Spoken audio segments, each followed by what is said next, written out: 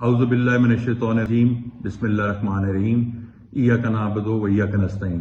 میرے خوشاب کے انتہائی قابل احترام بزرگوں، بھائیوں، ماؤں، بہنوں، عزیز بچوں، آپ سب کی خدمت میں میرا سلام۔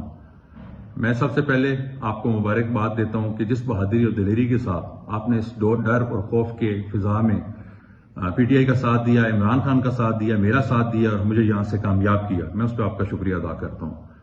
میں آج ایک سوال لے کے آپ کے سامنے آیا ہوں کہ یہ ریاستی قوتیں آخر چاہتی کیا ہیں؟ وہ پاکستان کو کہاں لے کے جانا چاہتی ہیں؟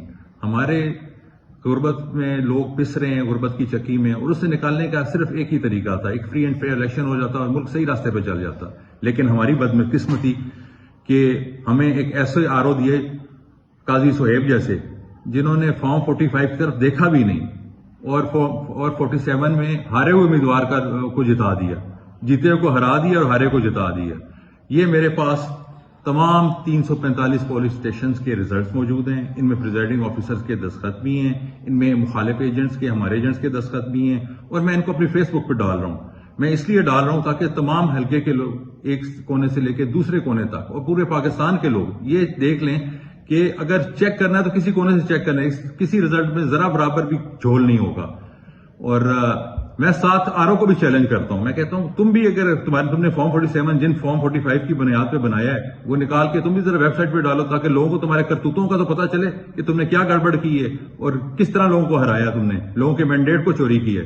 میں تمہیں یہ بات بھی بتانا چاہتا ہوں کہ تم نے مجھے کہا تھا کہ میں پریشرائز ہو گیا ہوں، میرے بچوں کا مسئلہ ہے، تو بھائی بچوں کا مسئلہ تو ہمارا بھی تھا، ہم بھی پریشرائز تھے، ہم نے سٹینڈ دیا ہے ملک کی خاطر، ان خوشاب کے لوگوں کی خاطر، خوشاب کے بچوں کی خاطر، اس پاکستان کے بچوں کی خاطر۔ تو تم کیا نوکری تمہارے لیے اتنی امپورٹنٹ ہے کہ تم یہ سٹینڈ نہیں لے سکتے؟ میں قاضی تمہیں بتا رہا ہوں کہ جس وقت بھی اللہ تعالیٰ، وقت ایک جیسا نہیں رہتا، جب مجھے وقت ملا، جب اللہ تعالیٰ نے اس ملک کے حالات بہتر کیے، میں یہ بات کبھی نہیں بھولوں گا۔ جس طرح تم نے فارم 45 چینج کیے ہیں، جس طرح سے تم نے مجھے دن دہاڑے ہرایا، انشاءاللہ اس کا بدلہ تمہیں ضرور ملے گا اور تم جیل کی چکی میں پسو گے۔ دوسرا، میں شاکر بشیر سے بھی یہ بات کرتا ہوں کہ تمہارے خاندان میں بڑے اچھے لوگوں، نامی گرامی لوگ رہے ہیں، سیاست کی ہے، لیکن یہ کون سی سیاست ہے کہ تم بے شرمی سے ایک مینڈیٹ چوری کر رہے ہو؟ تم ہارے ہو اور 36,269 ووٹوں سے تم ہار گئے ہو، اور اس کے بعد تم اب اپنے آپ کو جیتا ہوا بنا رہے ہو۔ تمہارا ضمیر کیا ہے اس بات پہ تمہیں ملامت نہیں کرتا؟ تمہیں چاہیے کہ خوشاب کے لوگوں سے معافی مانگو اور کہو کہ یہ مینڈیٹ آپ کی امانت میں آپ کو واپس کرتا ہوں۔